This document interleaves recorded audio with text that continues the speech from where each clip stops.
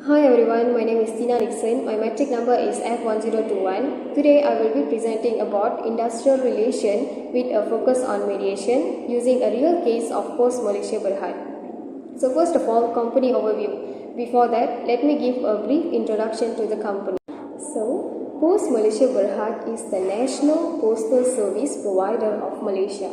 It has a long history that dates all the way back to the early 1800 during the British colonial rule. Today, it plays a key role in connecting people and also businesses across the country.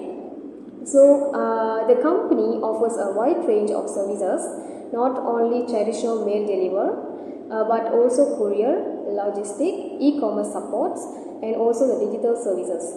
So, it operates one of the largest network in the country with over thousands of outlets serving both rural and also urban areas.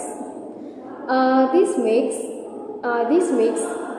it an essential part of Malaysia's communication and also logistic infrastructures. The second one is workforce. With such a big operation, Post Malaysia also has a large workforce. The company employs thousands of people across Malaysia. This includes postmen, delivery drivers, office staff, customer representative, and many others. So these employees are vital, keeping the daily operations running smoothly, from sorting all the meals and also delivering parcels to handling customer inquiries and managing logistics. And because of its size, Post Malaysia is considered one of the major employers in the public sectors.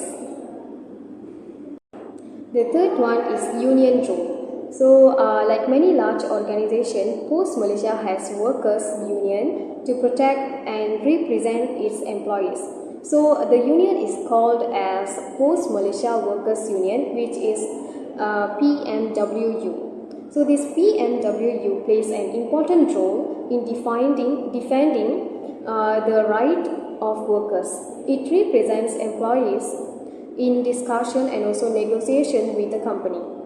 The union work to secure fair wage, ensure safe working conditions, and resolve any employment related issues.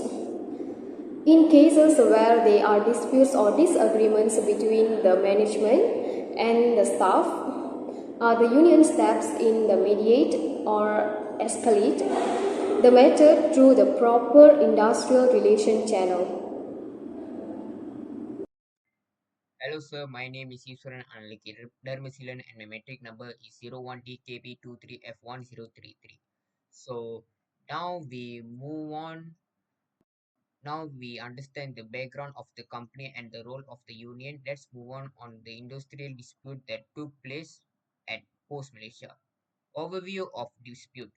The dispute began when Malaysia announced a company-wide restructuring plan.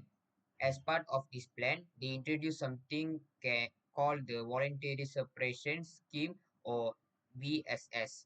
This is basically a package offered by the to employees to leave the company willingly in exchange of compensation.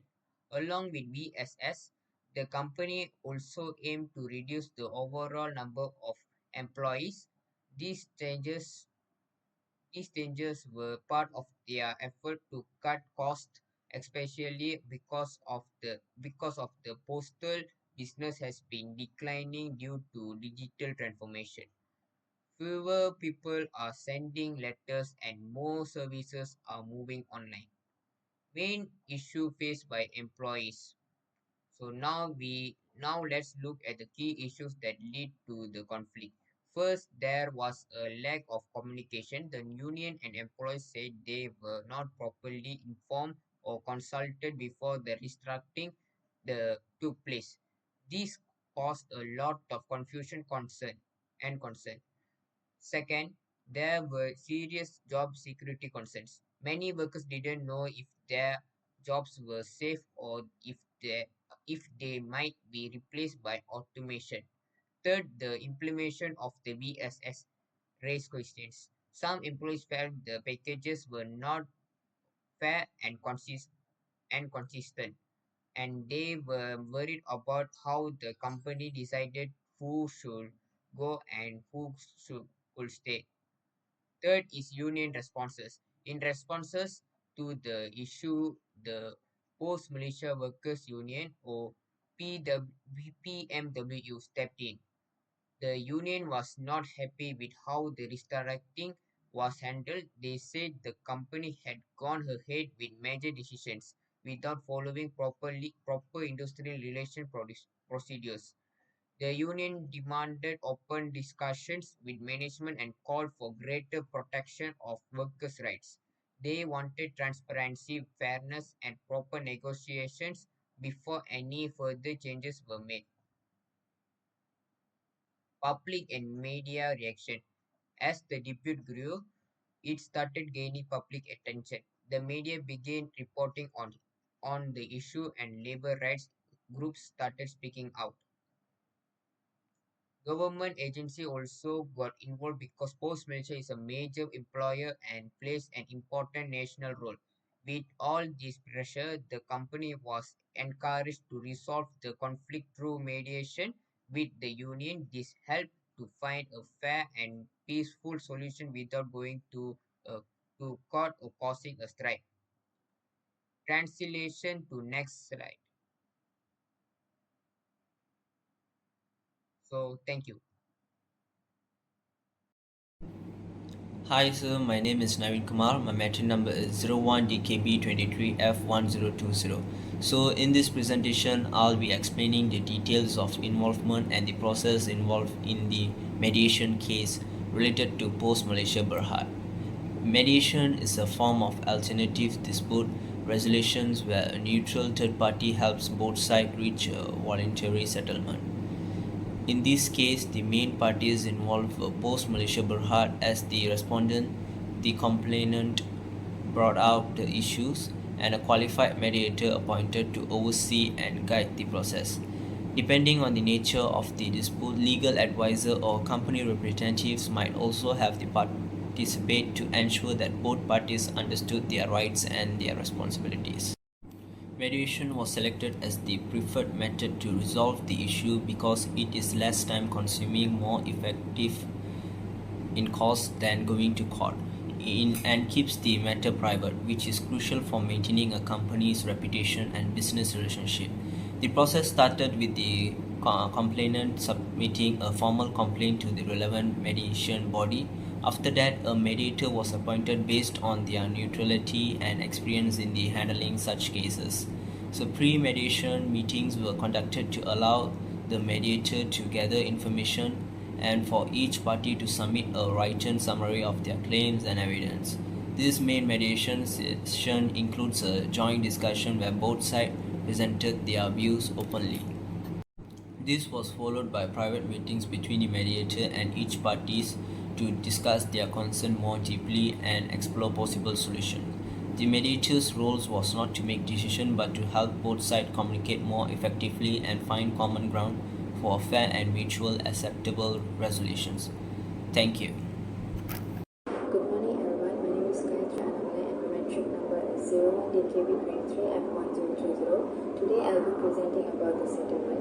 Let us now explore the settlement phase, which is the final and most important part of the mediation process. After multiple discussions, negotiations and compromises facilitated by the mediator, this is where both parties ideally reach a resolution that is fair and satisfactory to all. In the case of Post Malaysia Berhad, the mediation addressed a serious industrial dispute between the company's management and the workers' union.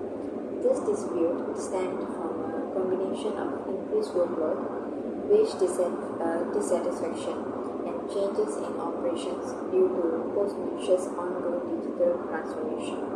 As the company sought to modernize and streamline its services in response to falling traditional mail volumes, employees found themselves bearing the brunt of operational restructuring. This included increased delivery zones, added job responsibility and unclear compensation for the extra workload. Understandably, this situation led to tension between the management and employees.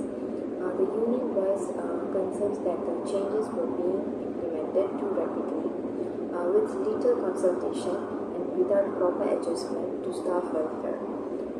To prevent escalation to a strike or formal litigation, both parties agreed to attempt mediation through the Industrial Relations Department under the Ministry of Human Resources. Now, in settlement phase of the mediation, the parties were able to agree on several important resolutions. First, and perhaps most crucially, the company agreed to review and restructure workload assignments. Post Malaysia promised to redistribute tasks more equitable, especially among delivery staff who were previously stretched thin across large geographical area. New schedules and task limits were proposed, allowing workers better rest periods and improved focus during working hours. Secondly, there was progress in terms of salary and allowance. The union had brought out that employees, especially field workers, were not receiving adequate allowance to cover travel, fuel and maintenance costs, especially with the rising cost of living.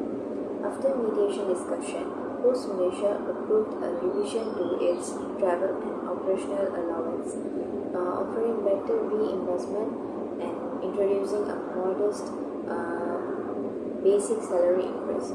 This was seen as a welcome compromise, even if it wasn't the full raise demanded, because it showed management willingness to recognize employee hardship. Thirdly, both parties agreed to form a joint consultative committee that would meet quarterly. This committee includes union reps and HR officers and serves as a platform for early resolution of emerging issues before they grow into disputes. This collaborative step was crucial because it reinforced mutual respect and promoted continuous communication between both parties. All of the agreements were compiled into a written settlement document, carefully prepared with the help of the mediator. While mediation in Malaysia does not produce legally binding outcomes, like a court ruling, the signed agreement serves as a strong moral and industrial commitment. In fact, within government-linked companies like Post Malaysia, such agreements are generally honored with seriousness and professionalism. More importantly, this successful mediation brought about more than just a technical resolution. It helped rebuild a working relationship.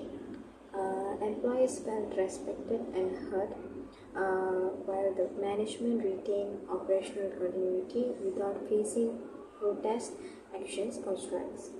Both parties avoided legal costs, public backlash, and the productivity losses that often come with drawn-out disputes. It was a classic example of how mediation can deliver a win-win outcome. In conclusion, the settlement phase of the mediation process involving Post Malaysia demonstrates how effective communication, facilitated by a neutral party, can lead to a sustainable resolution. The redistribution of workload, improved allowance, and commitment to future dialogue help to heal a strained relationship. This case shows that alternative dispute resolution mechanisms like mediation are not just about solving problems, they are about protecting relationships, improving morale, and ensuring that both employers and employees can move forward together. Thanks to this settlement, Post Malaysia avoided a strike and the union was able to secure meaningfully changes for its members. This outcome reflects the strength of Malaysia's industrial relations framework and how, when used effectively, mediation can achieve peace, fairness, and progress in the workplace. And the conclusion is, in this case, job security concerned during a restructuring exercise, which could have easily led to serious conflict. However, the situation was successfully managed through mediation.